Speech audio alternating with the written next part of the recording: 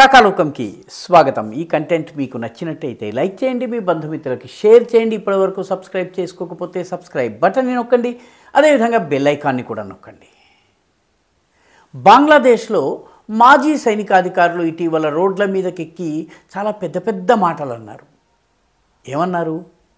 4 రోజుల్లో మేము కలకత్తాను జయిస్తాము, ఢిల్లీని జయిస్తాము, ఎర్రకోట మీద బంగ్లాదేశ్ జెండాను ఎగరేస్తాము, మా శౌర్యము, ధైర్యము, మా సాహసము ఇండియాకి తెలియదు, మేము భారతదేశాన్ని 4 రోజుల్లో ఆక్రమించేస్తాం. వీళ్ళందరూ కూడాను మహమ్మద్ యూనుస్కు మద్దతుగా జమాతే ఇస్లామీ, అన్సరుల్ బాంగ్లా, హిఫాజతే ఇస్లామీ వంటి ఉగ్రవాద సంస్థలకి అనుకూలంగా రంగంలోకి దిగినటువంటి మాజీ సైనికాధికారులు. అయితే దీనికి జవాబు భారత్ ఎలా ఇస్తోంది? భారతదేశము వీళ్ళ మాటలకు రెచ్చిపోయి సైన్యాన్ని బంగ్లాదేశ్లో నడిపించటం లేదు, చాలా తెలివిగా ఒక పని చేస్తోంది. ప్రస్తుతం ఉన్నటువంటి బంగ్లాదేశ్ వాస్తవానికి బంగ్లాదేశ్లో ఉన్నటువంటి మహమ్మద్ యూనుస్ ప్రభుత్వం యొక్క టార్గెట్ ఇండియాతో పాటు చైనా కూడా. ఎందుకంటే చైనా అగ్రరాజ్యం కాకూడదన్నటువంటి అమెరికా ప్రణాళికలో భాగంగా షేక్ హసీనాను తొలగించి మహమ్మద్ యూనుస్ని తీసుకుని రావడం జరిగింది. కాబట్టి భారతదేశము చైనాను ఉపయోగించుకుని బంగ్లాదేశ్ని ఇరకాటంలో పెడుతుంది. ఇటీవలే అజిత్ దోభాల్, మన జాతీయ భద్రతా సలహాదారు, చైనా అధికారులతో చర్చ జరిపారు. చైనాకి సంబంధించినటువంటి సెక్యూరిటీ టాప్ లెవెల్లో ఉన్నటువంటి వాళ్ళతో చర్చ జరిపారు. ఆ చర్చ జరిగినటువంటి కొద్ది రోజులకే చైనా ప్రభావం అపరిమితంగా ఉన్నటువంటి మ్యాన్మార్లో, ముఖ్యంగా బంగ్లాదేశ్ సరిహద్దు ప్రాంతంలో ఒక యాక్షన్ జరిగింది. ఈ యాక్షన్ ఇప్పుడు బంగ్లాదేశ్కి పెద్ద తలనొప్పిగా మారింది. అంటే దోభాల్ చైనాకి ఖో ఇస్తే, చైనా మ్యాన్మార్లో ఉన్నటువంటి మిలిటరీ ప్రభుత్వానికి ఖో ఇస్తే, మిలిటరీ ప్రభుత్వము బంగ్లాదేశ్ తోటి బర్మాకి లేదా మ్యాన్మార్కి ఉన్నటువంటి 271 కిలోమీటర్ల సరిహద్దు రేఖని హఠాత్తుగా యాక్టివేట్ చేసేసింది. అక్కడ వేడెక్కించేస్తోంది. బంగ్లాదేశ్కి ఇప్పుడు కొత్త తలనొప్పులు వస్తున్నాయి. అక్కడ అరకాన్, ఆ వ్యాలీని అంతా కూడా అరకాన్ వ్యాలీ అంటారు. దానికి మరొక పేరు కూడా ఉంది, దాని పేరు రఖైన్ స్టేట్. ఈ రఖైన్ ప్రాంతంలో దాదాపు 80% 70% ముస్లింలు ఉన్నారు. ఈ ముస్లింలంతా కూడా ఒక 11 ఉగ్రవాద సంస్థల్ని వాళ్ళు నడుపుతున్నారు. రోహింగ్యా సాలిడారిటీ ఆర్గనైజేషన్, అదేవిధంగా Arakan Rohingya Salvation Army, Arakan Rohingya Army, ఇటువంటి 11 ఉగ్రవాద సంస్థలు ముస్లింలవి నడుస్తున్నాయి, రోహింగ్యాలవి. అందులో ఈ Rohingya Solidarity Organisation, Arakan Rohingya Solidarity Organisation ఏదైతుందో దీనికి బంగ్లాదేశ్లోని జమాతే ఇస్లామీకి అల్ఖాయిదా తోటి సంబంధాలు ఉన్నాయి. దీనిని అడ్డుకోలేకపోతోంది బంగ్లాదేశ్ సైన్యం. కాబట్టి బంగ్లాదేశ్ సైన్యం అక్కడ మ్యాన్మార్లో ఉండేటటువంటి బౌద్ధులకు సంబంధించినటువంటి ఒక సాయుధ దళం ఉంది, ఆ అరకాన్ ఆర్మీ అంటారు దాన్ని. వాళ్ళు ఇప్పుడు ఈ ప్రాంతం అంతటిని ఉన్నటువంటి కీలకమైనటువంటి పట్టణాలని ఒకటి తరువాత ఒకటి తమ అధీనంలోకి తెచ్చేసుకుంటున్నారు. రోహింగ్యాల పైన విజయం సాధిస్తున్నారు వీళ్ళు. చివరికి ఏ స్థాయికి వచ్చారంటే, బార్డర్కి అతి సమీపంలో ఉండేటటువంటి మాంగ్ దావ్ అనేటటువంటి పట్టణం దగ్గరకు వచ్చారు. MAUNGDAW, మాంగ్ దావ్ అనేటటువంటి పట్టణం. దాని దగ్గరే బుథిడాంగ్ అనేటటువంటి ఇంకో పట్టణం ఉంది. 2 పట్టణాలని అరకాన్ సైన్యం తన అధీనంలోకి తీసుకుంది. దీనివల్ల బంగ్లాదేశ్కి వచ్చినటువంటి సమస్య ఏమిటి? దీనివల్ల సమస్య ఏంటంటే, ఈ మాంగ్ దాంగ్ అనేటటువంటి పట్టణము, ఆ పట్టణము దాటగానే ఒక నది ఉంది. ఆ నది పేరు నాఫ్ నది. ఈ నాఫ్ నదికి అటువైపున బంగ్లాదేశ్, ఇటువైపున మ్యాన్మార్ ఉంటుంది. ఇటువైపున ఉన్నటువంటి పెద్ద పట్టణమైనటువంటి మాంగ్ దాంగ్లో ఇప్పుడు ఈ అరకాన్ ఆర్మీ వచ్చింది. 40,000 మంది సాయుధులు ఉన్నటువంటి అరకాన్ ఆర్మీ బర్మా యొక్క బుద్ధిస్ట్ సైనిక ప్రభుత్వం యొక్క సహకారం కూడా కొద్దిగా ఉంది. వీళ్ళు ఇప్పుడు నది దాటి బంగ్లాదేశ్లో ఉన్నటువంటి పెద్ద పట్టణము, బిగ్గెస్ట్ సిటీ ఉంది, దాని పేరు టేక్నాఫ్ పట్టణంలోకి ప్రవేశించారు.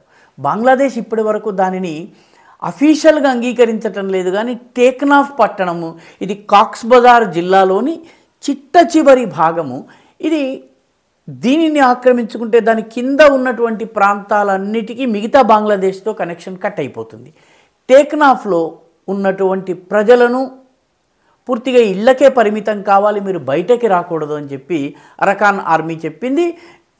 చాలా పెద్ద ఎత్తున రోహింగ్యాలు బంగ్లాదేశీలపైన దాడులు చేస్తున్నది, వాళ్ళ ఆస్తులని స్వాధీనం చేసుకుంటోంది. అదేవిధంగా ఈ నాఫ్ నది పైన చేపలు పట్టే పేరిట బంగ్లాదేశీలు ఎవరు రాకూడదని ఆదేశాలు జారీ చేసింది. దీని అర్థం ఏంటంటే బంగ్లాదేశ్కి మ్యాన్మార్కి ఉన్న 271 కిలోమీటర్ల సరిహద్దు ఇప్పుడు ఒక్కసారిగా వేడెక్కింది. అరకాన్ ఆర్మీ బంగ్లాదేశ్ని సవాలు చేస్తోంది. ఇండియాని 4 రోజుల్లో అరికట్టేస్తామని చెప్పి ప్రగల్భాలు పలికినటువంటి బంగ్లాదేశ్ సైన్యము ఇప్పటి వరకు టేక్నాఫ్ పట్టణము అరకాన్ ఆర్మీ చేతుల్లోకి వెళ్ళిందన్నటువంటి విషయాన్ని కూడా ధృవీకరించటం లేదు. దానికి సంబంధించి వార్తలు రాకుండా చేస్తోంది. ఎందుకంటే నెమ్మదిగా వీళ్ళు కనుక అడ్వాన్స్ అయ్యి కాక్స్ బజార్ దాకా వెళ్ళినట్టయితే కాక్స్ బజార్లో రోహింగ్యా శరణార్థి శిబిరాలు ఉన్నాయి, బంగ్లాదేశ్కి సంబంధించినటువంటి శరణార్థి శిబిరాలు ఉన్నాయి. ఈ శరణార్థి శిబిరాలలో ఉన్నటువంటి ఉగ్రవాద సంస్థలు, రోహింగ్యా ఉగ్రవాద సంస్థలు, వాటిపైన కనుక దాడులు జరిగినట్టయితే మొత్తము రోహింగ్యాల ఉద్యమమే దెబ్బతింటుంది, రోహింగ్యాల ఉగ్రవాద సంస్థలు దెబ్బతింటాయి. దానితో పాటు బంగ్లాదేశ్లో యూనుస్ ప్రభుత్వం కూడాను దాని సార్వభౌమత్వాన్ని, దాని యొక్క ఆధిపత్యాన్ని సవాలు చేసినట్టు అవుతుంది. సో ఇండియా మీద ప్రగల్భాలు పలికినటువంటి వాళ్ళు ఒక దేశంలోని ఒక చిన్న ప్రాంతానికి పరిమితమైనటువంటి అరకాన్ ఆర్మీతోటి పోరాడేటటువంటి పరిస్థితి లేదు. నోరు మెదపకుండా వాడు కొడుతున్నా కూడా సహించి ఊరుకుంటున్నారు.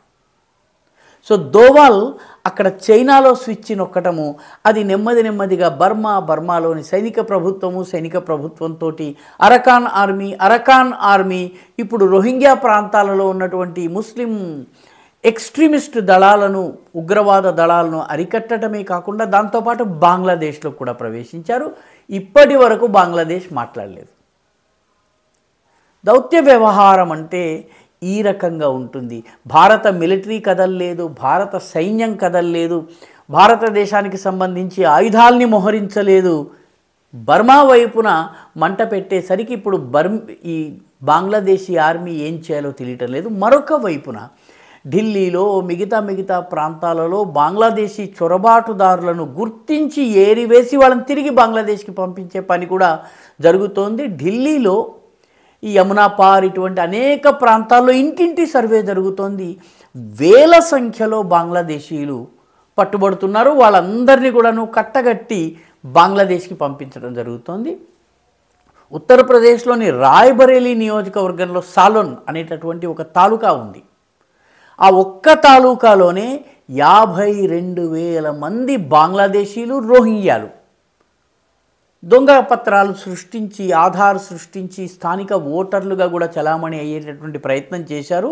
వాళ్ళందరినీ ఇప్పుడు పట్టుకోవడం జరిగింది. వీళ్ళందరినీ ఇటు బంగ్లా రోహింగ్యా పౌరులను భారతదేశం సరిహద్దు దాటించి బంగ్లాదేశ్లోకి పంపడము, అదే సమయంలో అరకాన్ ఆర్మీ ద్వారా కాక్స్ బజార్ ఆ ప్రాంతమంతా కూడాను విధ్వంసం సృష్టించటము, బంగ్లాదేశ్ ప్రభుత్వ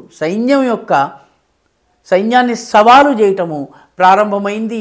ఈ అడకత్తెరలో ఇప్పుడు మహమ్మద్ యూనుస్ ప్రభుత్వము ఇరుక్కుని ఉంది. ఇదే సమయంలో బంగ్లాదేశ్లో టెక్స్టైల్ పరిశ్రమలు మూతపడ్డాయి, బంగ్లాదేశ్లో జౌళి పరిశ్రమలు మూతపడ్డాయి. బంగ్లాదేశ్కి ఎటువంటి ఆర్థిక సరఫరా సహాయం కూడాను అందటం లేదు. షేక్ హసీనా ప్రభుత్వం ఉన్నటువంటి సమయంలో 9 కోట్ల కోడిగుడ్లను భారత ప్రభుత్వం ఉచితంగా బంగ్లాదేశ్కి ఇస్తే బంగ్లాదేశ్ ఒక గుడ్డు బంగ్లాదేశీ టకా, మన రూపాయిలాగా వాళ్ళకి టకా ఉంటుంది, 15 టకాల చొప్పున అమ్ముకుంది. అంటే ప్రభుత్వానికి ఎంత ఆదాయం వచ్చిందో లెక్క కట్టుకోవచ్చు మనం. ఇప్పుడు భారతదేశము ఆ కోడిగుడ్ల సరఫరా కూడా ఆపేసింది.